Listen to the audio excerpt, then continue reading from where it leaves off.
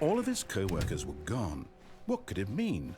Stanley decided to go to the meeting room. Perhaps he had simply missed a memo.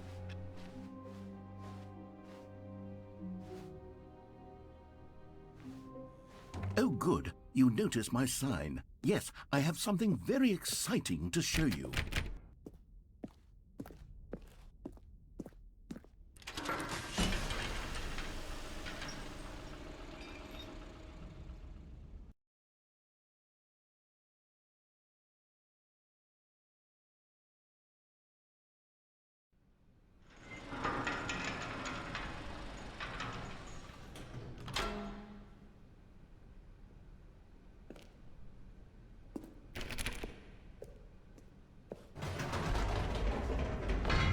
You see, Stanley, I've been reflecting on the Stanley parable and about how roundly disappointing this ultra-deluxe version has turned out to be.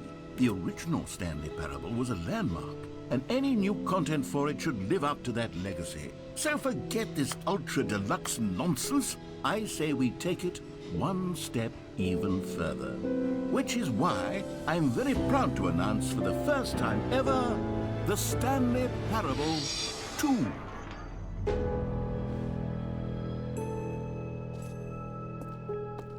Yes, you see, isn't this far superior to a measly re-release with a few minor additions? Think of all the new territory we'll cover with a fully fledged sequel. An entirely new experience, built from the ground up. Why, there are so many possibilities. It could go in so many different directions.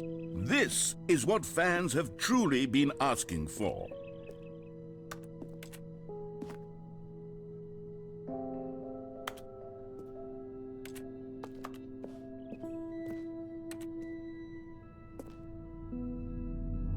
Calling it the Stanley Parable 2 is just so much catchier than Ultra Deluxe, don't you think?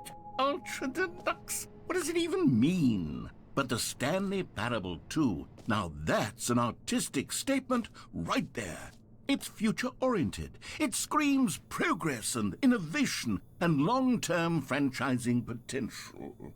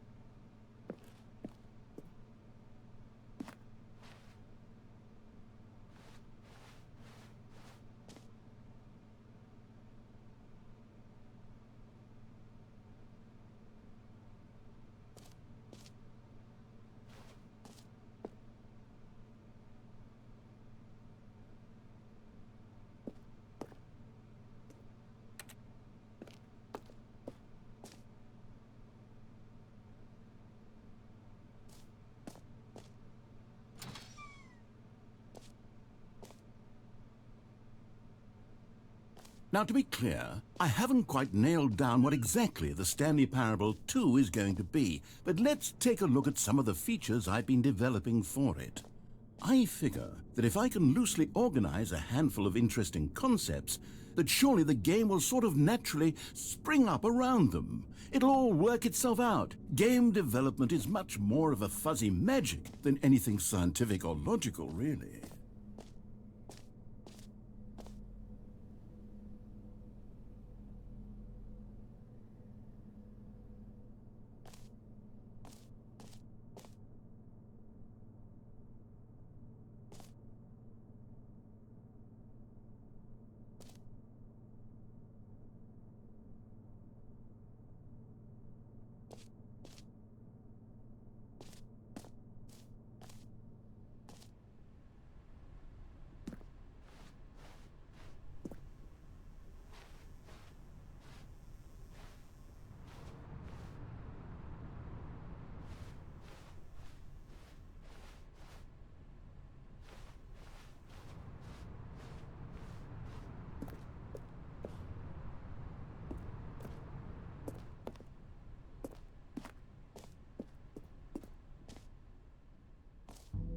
Here we are. Go on, try out some of the new features.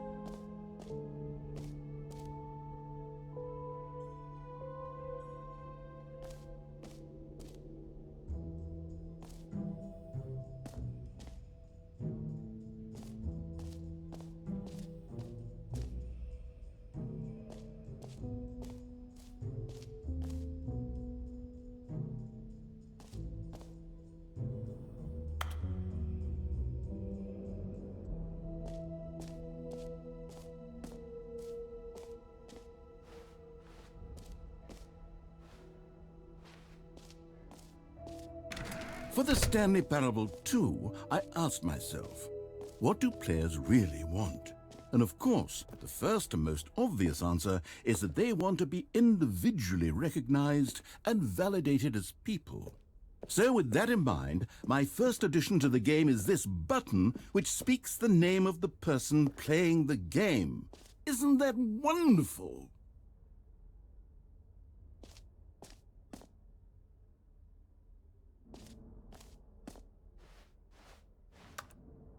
Jim. Sorry, I should have clarified. Right now, the button only says the name Jim. But of course, in the final game, this button will say your name, whatever name that is. Here, let's have you role-play as Jim to really simulate the full experience of this feature. Just play along. I promise you'll love it. Okay, here we go. Let's take a deep breath, clear your mind, forget whoever you are, and simply become a person named Jim. I want you to imagine yourself living as Jim, sleeping and waking as Jim, falling in love and being heartbroken as Jim, seizing all of the world's possibilities as Jim, and as Jim watching your dreams crumble into dust. Do you feel it deeply? Are you really, truly Jim right now? If so, then please step forward and press the button. Jim. Yes! You see? What a thrill! What a rush! That was you! The button described you. Do it again. Do it again. Jim. Ooh, it hits even harder the second time. If this were the only new feature in the Stanley Parable 2, it would still be worth the money. Let's take a break from the Jim button. I'm too emotionally drained from all of this personal validation.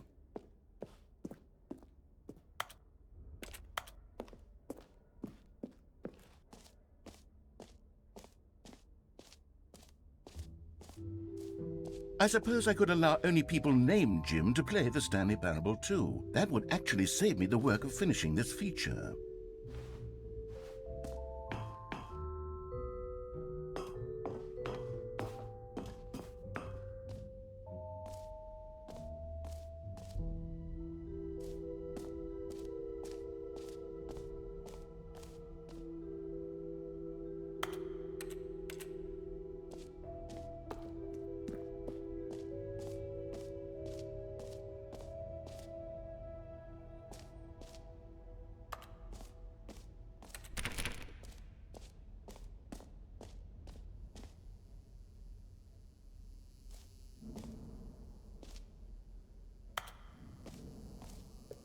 Now here's something special. You remember that broken test achievement that got left in the game on accident? Well, I'm developing a technology to simply give you the achievement. Yes, you see, you'll come to this lever, and when you pull it, the achievement will be given to you. It's as simple as that. Okay, perhaps I should have clarified. This is technology that will exist. Right now, the achievement is still fully broken. I'm not a wizard, Stanley, but I guarantee it will be fixed in the sequel to at last satisfy the hordes of ravenous fans all over the world who have been uproariously demanding this feature. Gamers, we hear you, and I promise it will happen.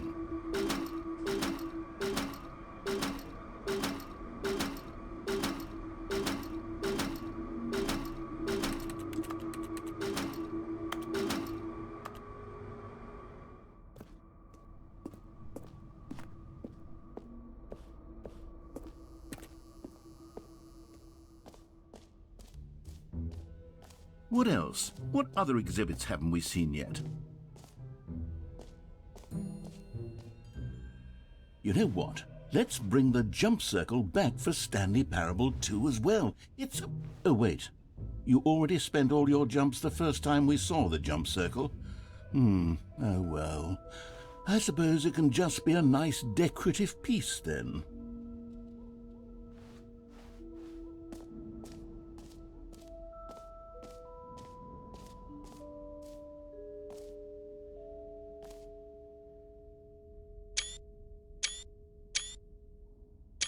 Okay, I'll be honest, I haven't yet decided on this one. I think that in the new version, the office could use a bit of decoration, like balloons. But I'm undecided on Get Well Someday and Happy 12th Birthday. Which would you go with?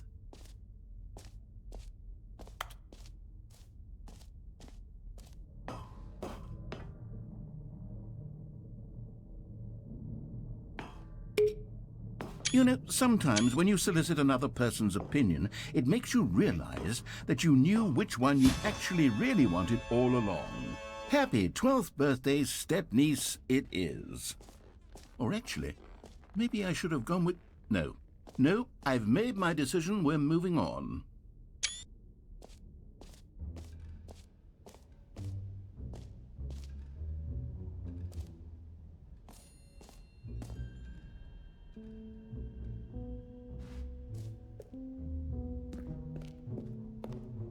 A common complaint of the Stanley Parable was that it was confusing and paradoxical, that it engendered a chaotic sense of reckless despair in those who played it. Well, I'm happy to say that after much consideration, I've engineered a clever solution to this fundamental problem with the game.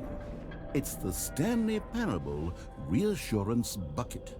You see, Stanley, anytime you're holding the bucket, a sense of calm and ease will fill your mind and your heart. It's true. As long as you hold on to the bucket, the many disorienting contradictions of the Stanley Parable will feel perfectly normal and perhaps even comforting.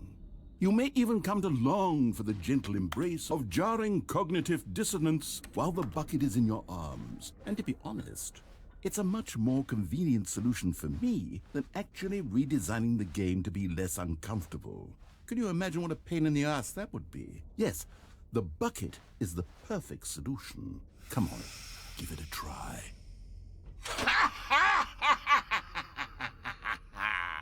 Can you feel it? The glow of comfort, even in the face of crushing despair, must already be sweeping through your body. And in fact, can I say that I do believe the bucket lends you an air of charisma as well? I think that just holding it has made you the slightest bit more attractive as a person. The benefits of the bucket seem to go on, don't they? All this and more await you in the Stanley Parable 2.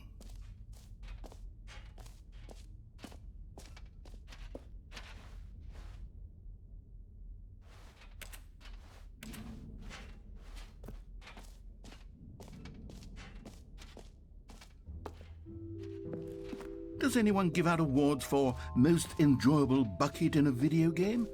That really should be an award if it isn't already.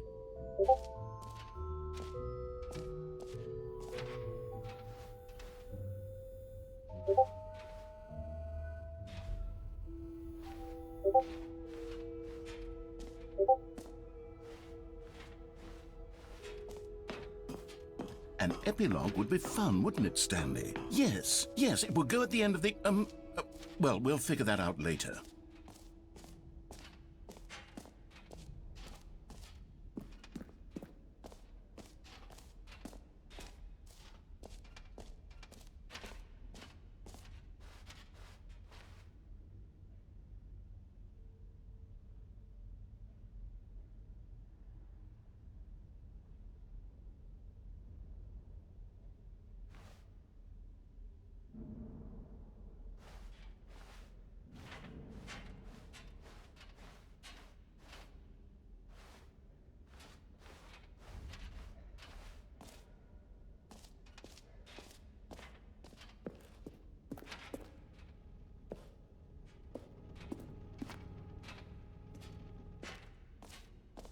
Ah, Collectibles. Now it's a real video game. In the Stanley Parable 2, you'll run around gathering up these miniature Stanley figurines. And what's truly innovative is that there will be no reward for collecting all of them. I don't want to stifle the intrinsic joy of watching a number go up. You simply collect all of them, and then you move the hell on with your unremarkable life.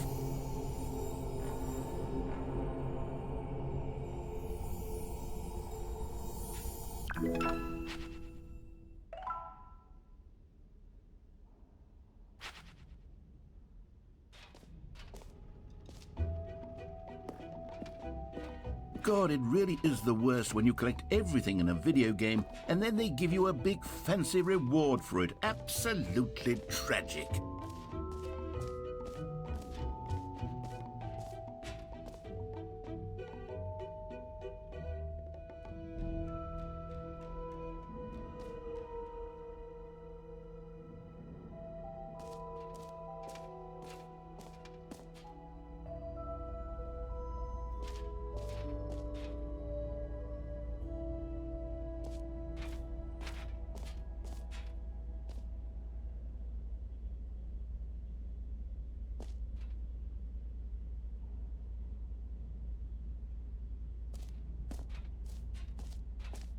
Stanley, here's an idea that I'm truly fond of. It's never been done before in a video game. This is, in fact, a hole that you can fall down forever. That's right. Infinite falling. You can fall until the end of time, if you like. A stunning leap forward for video games as a medium.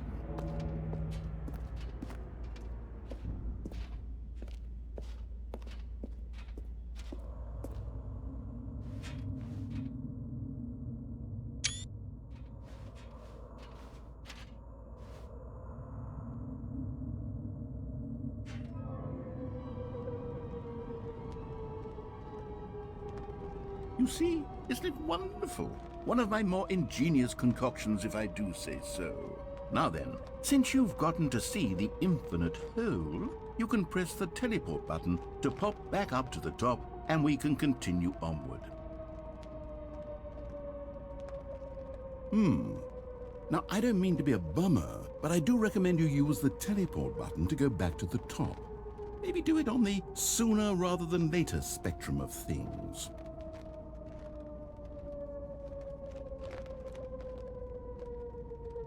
Okay, Stanley, I don't know quite how to say this tactfully, but it's possible that I slightly exaggerated the infinite nature of the hole. Is it a very, very deep hole? To be certain it is. It's an extremely deep hole. I don't want anyone to say that it isn't an astonishingly deep hole. It is. Is it infinite? Well, that sort of depends on your definition of infinity. From one perspective, the infinite is merely philosophical in nature. It's more of a... Okay, well, good for you. You found the bottom of the hole. You found me out, Stanley. I'm a liar and a cheat, and you're so clever. Look, I think the issue here is just that you're unusually fascinated by falling. What normal person actually wants to fall infinitely? I figured the hole was as deep as anyone would actually need. Don't you put this on me. Maybe you're the problem. Look, things got a little heated there. I think we both said some things we didn't mean. Why don't we just put all this behind us and agree to just call the hole mostly infinite? If that works for you, then go ahead and press the teleport button to warp up to the top of the hole and we can move on. I'll just be up here when you're ready.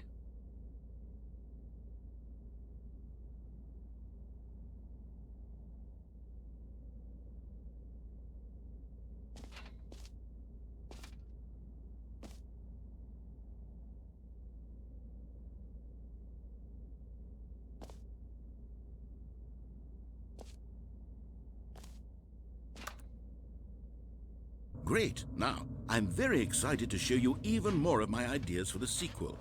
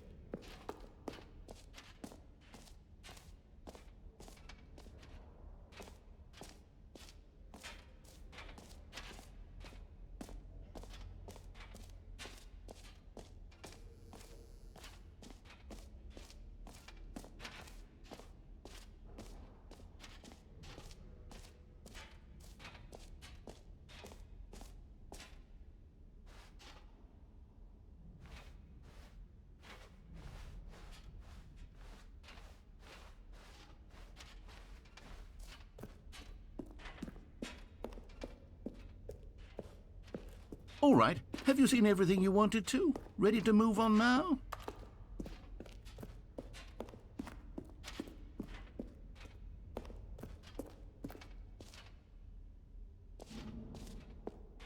So, Stanley, what do you think?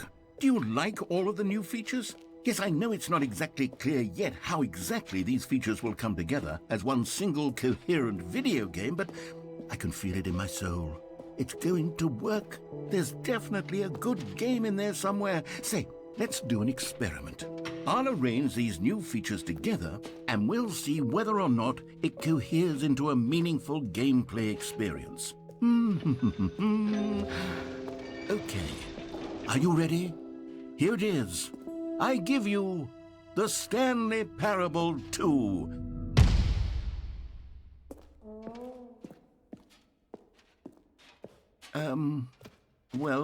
I mean, there's potential here, right? It's sort of... Okay, never mind. Hold on, let me do a different arrangement. Okay, yes, this is much better. I feel good about this. Here we go. Version 2. Who am I kidding, Stanley? This isn't a coherent video game at all. It's a lot of gags. And I do very much enjoy creating gags, but they don't add up to anything. I wanted more than anything to create a sequel that would capture all the magic of the first game. I wanted fans to love it. No matter how good these gags are, they won't stand on their own. They would need the structure and the gameplay of the original. Wait, maybe that's it. I can take the original Stanley Parable and simply, well, insert a few of my new features into it. Tastefully, of course. With respect. With care for the vision and integrity of the original game. Would it possibly work? I suppose it could. But it would need a really, really tremendous title screen. A title screen that says with bold and uncompromising conviction, "This is the Stanley Parable 2. Let me see if I can whip something up. All right, perfect. Go ahead. Take a look.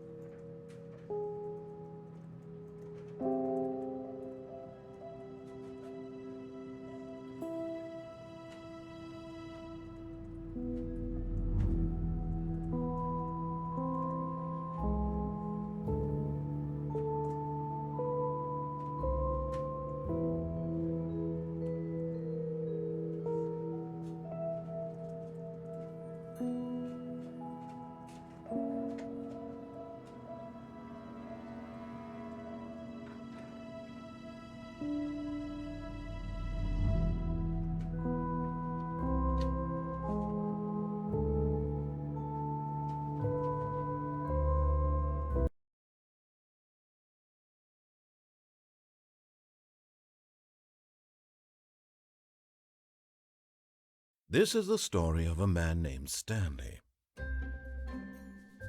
Stanley worked for a company in a big building where he was employee number 427. Employee number 427's job was simple. He sat at his desk in room 427 and he pushed buttons on a keyboard. Orders came to him through a monitor on his desk, telling him what buttons to push, how long to push them, and in what order. This is what employee 427 did every day of every month of every year. And although others might have considered it soul-rending, Stanley relished every moment that the orders came in, as though he had been made exactly for this job. And Stanley was happy. And then one day, something very peculiar happened. Something that would forever change Stanley. Something he would never quite forget.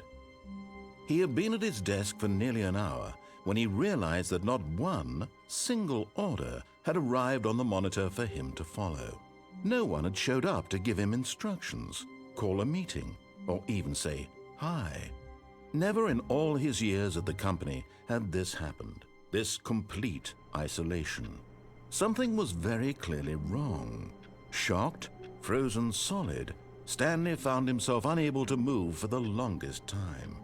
But as he came to his wits and regained his senses, he got up from his desk and stepped out of his office. All of his co-workers were gone. What could it mean? Stanley decided to go to the meeting room. Perhaps he had simply missed a memo. Stanley picked up the bucket.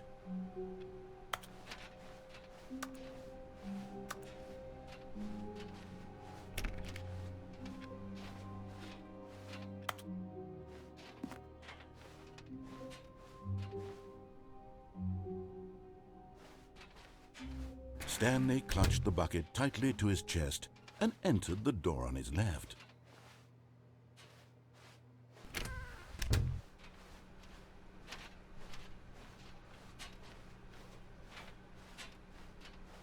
Still no one was here. Stanley needed the bucket's warmth and comfort now more than ever. Perhaps his boss's office was where he'd find answers.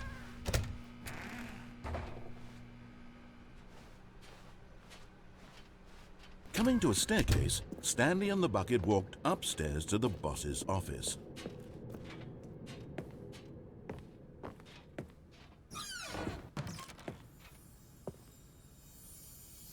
You found one of them. One of the miniature Stanley figurines. Remember, no reward for collecting all of these, only the intrinsic pleasure of a job well done. You can't buy that sort of happiness, Stanley. God knows I've tried. So, I implore you to savor each and every moment you come across one of these beautiful figurines.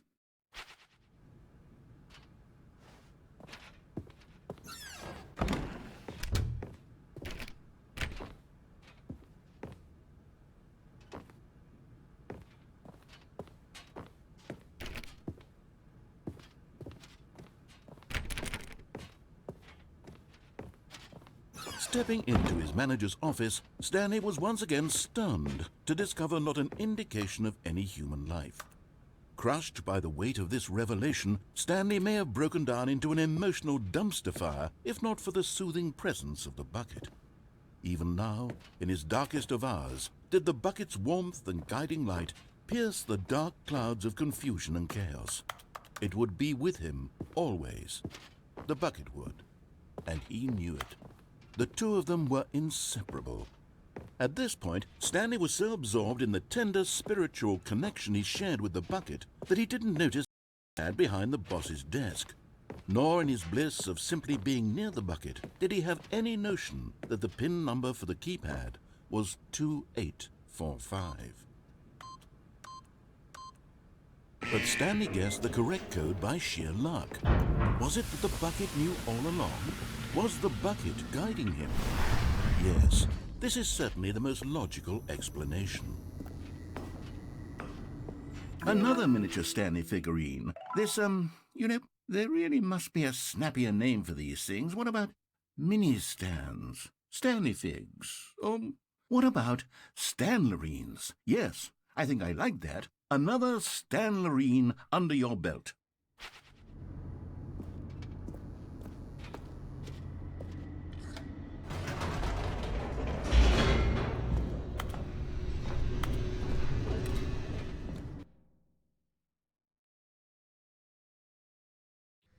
The elevator raced downward, plummeting towards an unknown fate.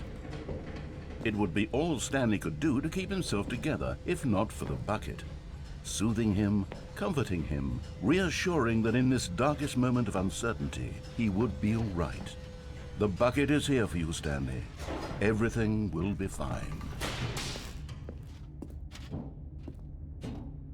Stanley and the bucket walked straight ahead through the large door that read, Mind Control Facility. Although this passageway had the word escape written on it, the truth was that at the end of this hall, Stanley and the bucket would both meet a violent death.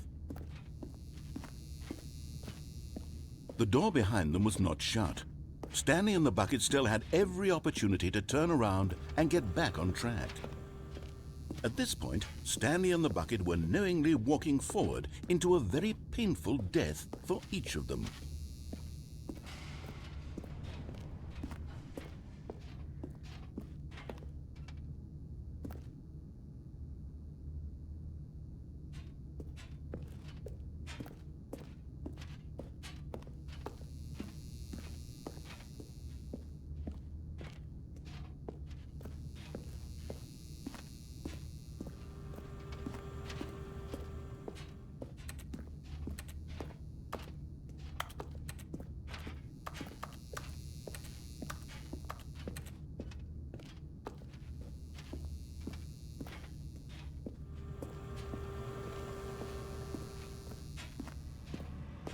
But of course, Stanley and the bucket thought better of it and realized they simply had too much to live for.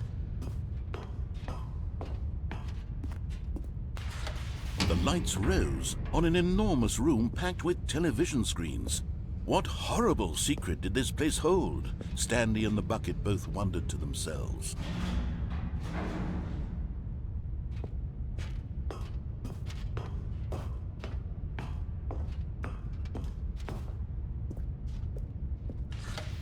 The monitors jumped to life, and Stanley nearly dropped the bucket in shock. Everyone in the office was being videotaped, monitored like guinea pigs. The bucket had never seen anything like this, and it very nearly burst into tears as Stanley cradled it gently, reassuring it that everything would be fine.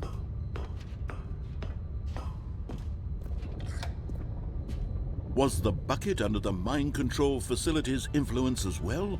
Had the bucket been told to do things it didn't wish to do? What kinds of things does a bucket want to do or not want to do in the first place? These questions raced furiously in Stanley's feeble mind. No! He screamed into the bucket. He couldn't accept it. His own life in someone else's control, never! He squeezed the bucket tighter, his one friend in the entire world. At this point, he could trust no one except for the bucket.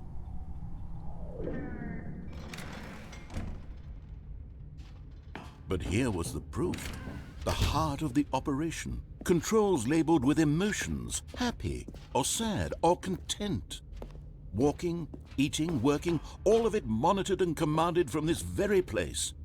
And as the cold reality of his past began to sink in, Stanley decided that this machinery would never again exert its terrible power over another human life. For he and the bucket would dismantle the controls for good. Two best friends, Stanley and the bucket, up against the world.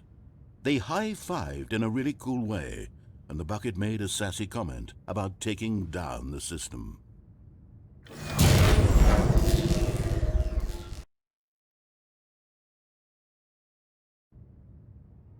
Stanley and the bucket waited in blackness.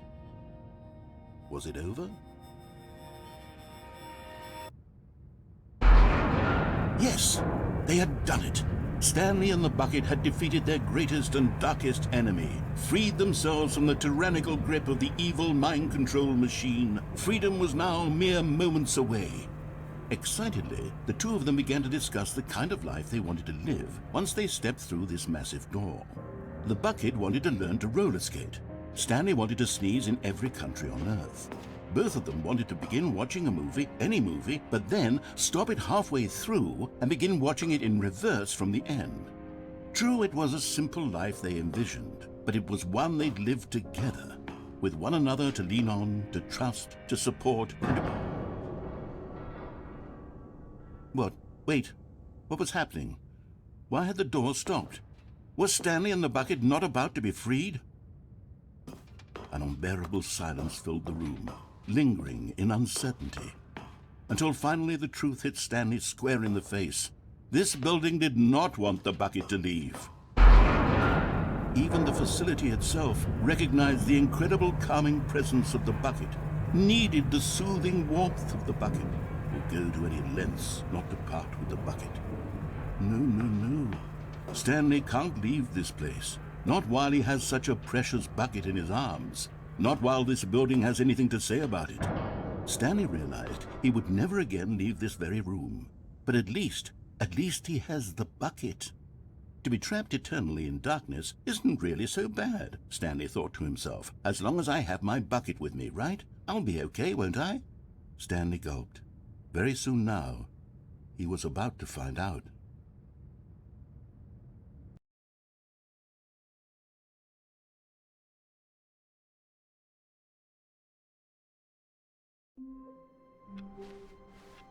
A soft wind blew outside and perhaps rain started, and if it did, it stopped shortly after. Stanley hoped that he would one day see weather.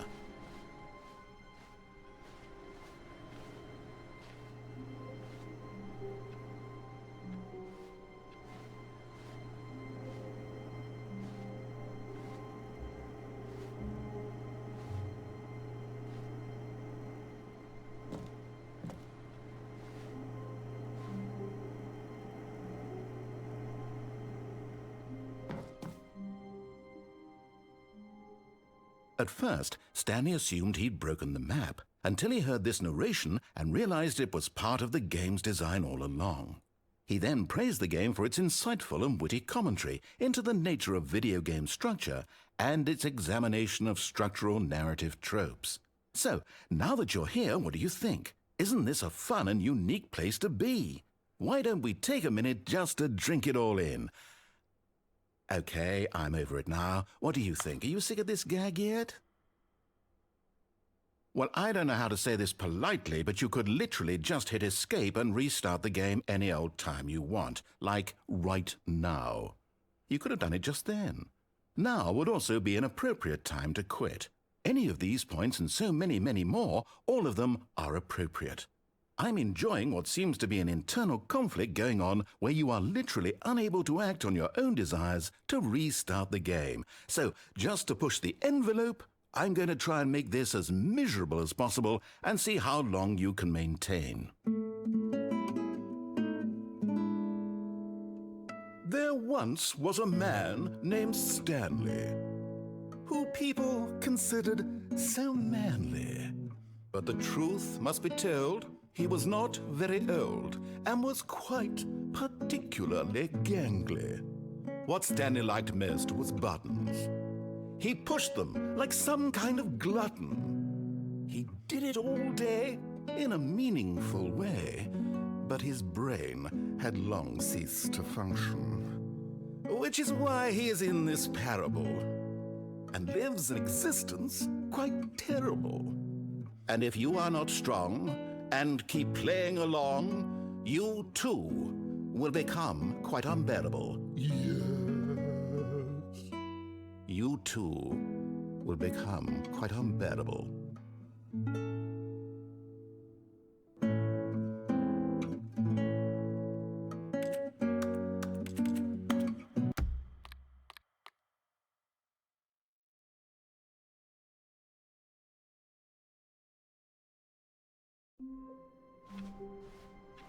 I can't wait to tell this story to my co-workers, Stanley thought. How amusing they'll find it. Oh, won't we all just laugh and laugh at the time I thought everyone had gone missing.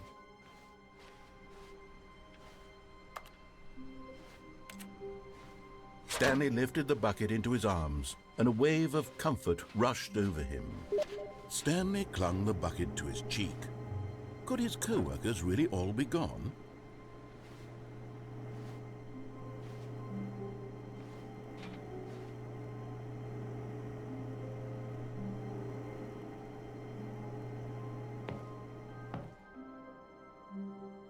Yes, whispered the bucket into Stanley's ear.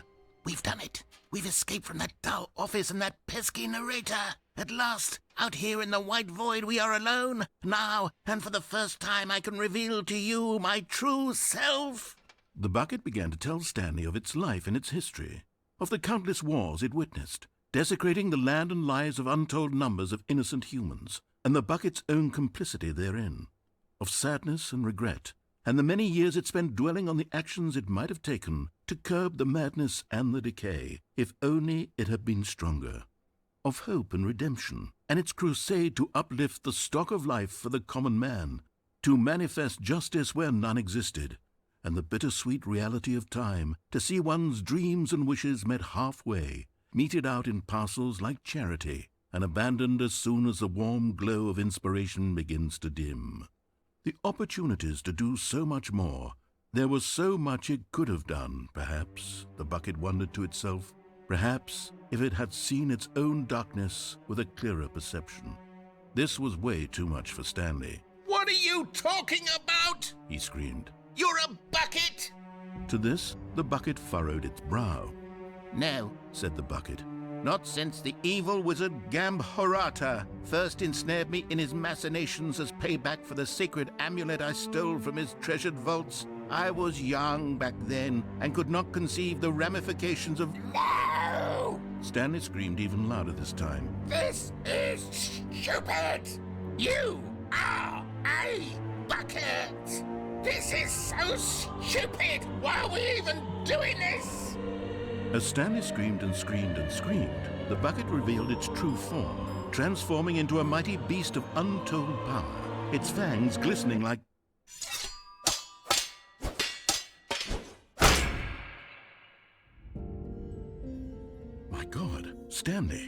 You did it.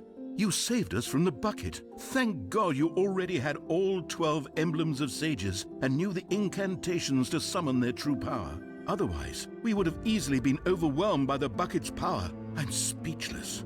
You've demonstrated such bravery here today. Come, let's restart the game, and we'll agree to never again go trifling with this bucket, nor the dark magic cast away inside of it.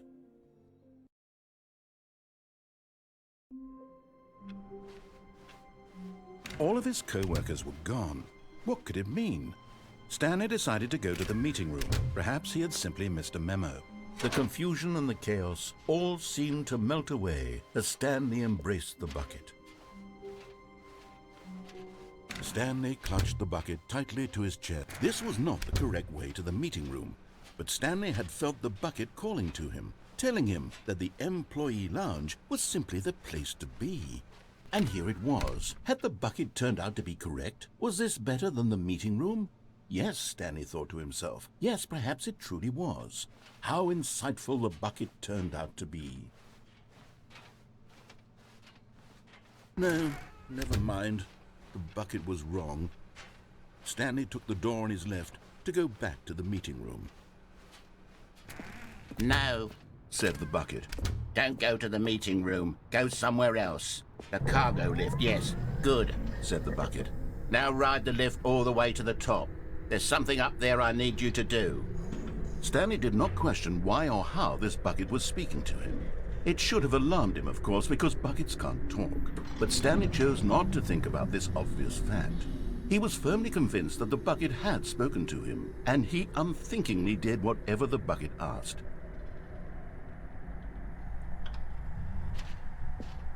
In here. Said the bucket. Go into this dark room over here. Stanley once again obeyed blindly.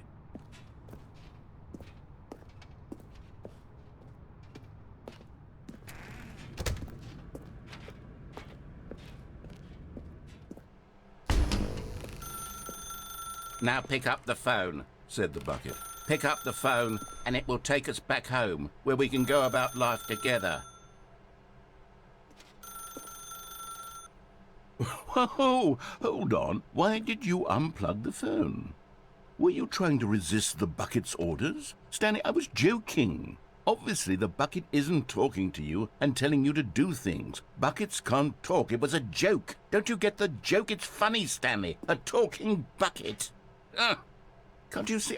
Oh, goodness. I must have really bungled up the delivery if you actually took me seriously. Where did I mess up the joke? Should I have paused for longer or spoken quicker? Comedic timing is so difficult. I wish I were better at it. But there isn't exactly an instructional video on comedy that one can watch to fully... Oh, wait, yes, there is. It's sitting right here. Let's take a look. What is comedic timing? What is comedic timing? How does it work? How long should it last? How can it be used to effectively silence your political enemies? And more importantly, can it be taught in its entirety within 90 seconds? Thankfully, the answer to all of these questions is yes. Let's dive deeper.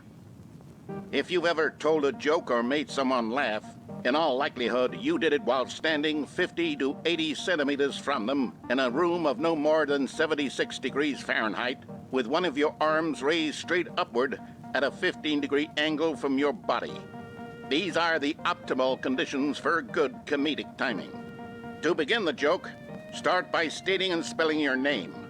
Next, provide a brief synopsis of the joke, including the specific times at which the recipient of the joke will laugh, and then spell out your name a second time. With these steps complete, it's time to begin the humor. Speak the entire joke in no more than 18 seconds and no less than 13 and a half, pausing only for bathroom breaks when necessary. When the joke has concluded, it is customary to inform your listener that the joke is over by declaring in your loudest possible voice, "I'm Dunny with the funny." Let's practice screaming, "I'm Dunny with the funny" now.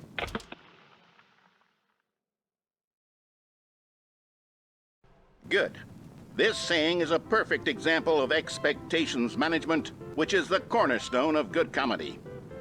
Finally, it's time to hand out surveys.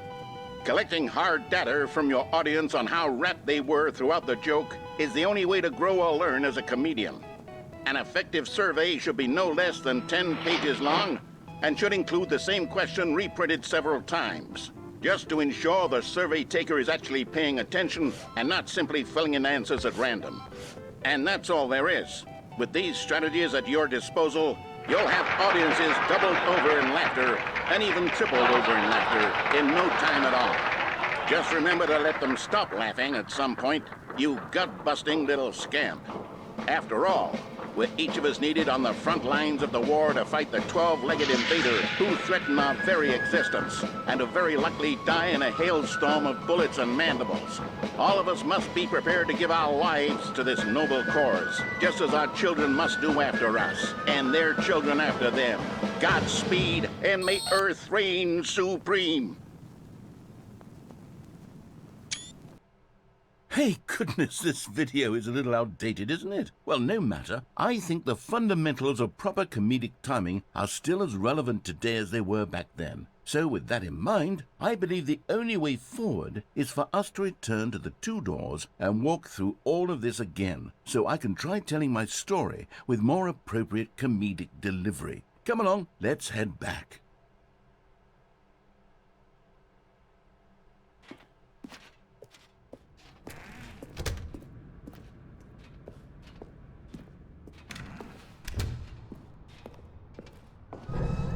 I can feel it.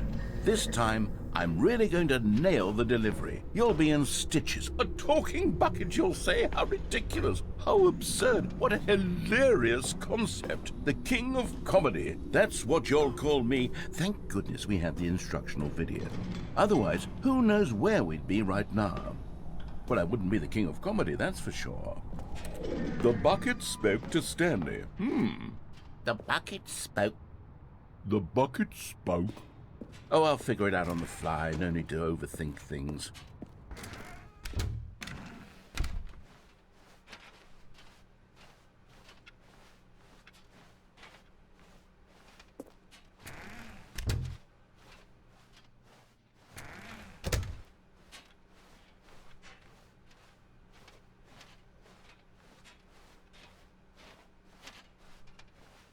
Here we go.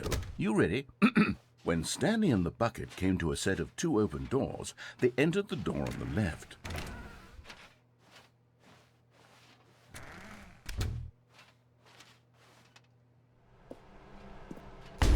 What? We're back at the phone already? No. What's going on? There were supposed to be several rooms leading up to this.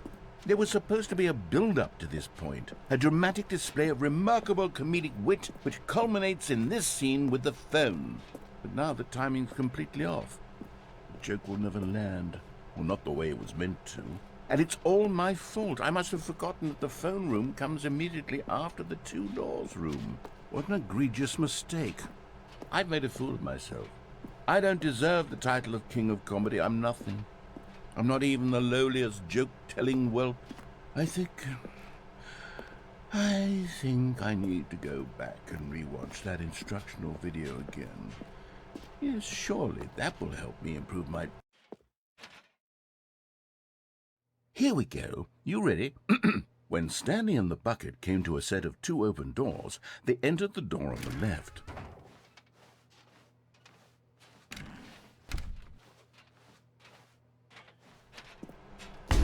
What? We're back at the phone already? No. What? Here we go. You ready? When Stanley and the bucket came to a set of two open doors, they entered the door on the left. No. You were supposed to go through the door on the right, leading back to the phone. Did you not even look at the instructional video? I think this is all covered very clearly. There's no way I can make the comedic timing work now. It's done. The joke is completely done and over. It's all your fault, Stanley. I'm going to be ridiculed in the community of other joke writers. I'm going to be shamed at every one of our meetings from now on. All because you couldn't watch a simple video and take a hint. Are you proud of yourself for bringing me down, Stanley? Are you proud? Stanley, you love the bucket so much it's like you... it's as though all of your other most prized possessions pale in comparison. Yes. Well, let me try that again, Stanley. I heard that you are pale with shame over how unabashedly in love with a bucket you are. No? Still not? Is it the delivery? Pale with shame. Pale with shame? Pale... What's another word to describe a bucket? Stanley, this bucket is so metal. I think I saw it playing guitar. No. We're getting away from making fun of Stanley's obsession with the bucket, which was the whole point of this. I'm no good at these jokes. I need more instructional videos. That's exactly what it is. That's what will make me the king of comedy again. More instructional videos. Let's see.